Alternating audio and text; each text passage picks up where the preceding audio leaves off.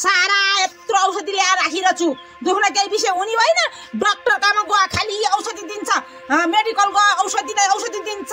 केही विषय हुँदैन पैसा लिन्छ यो सन्चोनी छ यता सिटामल नि छ यता बुर्फिनी छ यता ठोक्कर ठाउँमा लाउने छ यता ग्यास्ट्रिक टोनी छ यता थर्मोमिटर नि छ पखालाको पनि छ दुनिया छ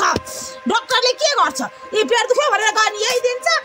खुट्टा दुख्यो भनेर गयो भने यही दिन्छ टाउको दुख्यो भनेर गयो भने यही दिन्छ बरु मलाई नै कन्ठा गइसक्यो मैले मेडिकल खोलेर बसेँ भने बरु सबै थोक थाहा हुन्छ बाहिर दुखेको दिइहाल्छु तर भित्र के भइसक्यो न मेरो मिरेउला गयो न यो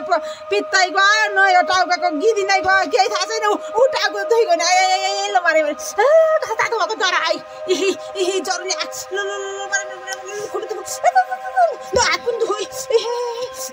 ज्वरो नराखिदियो सात सय 5 डिग्री ज्वरो नै आइसकेछ नि ल मारे मिरेकोमा गयो के अरे अन्त खस्यो क्या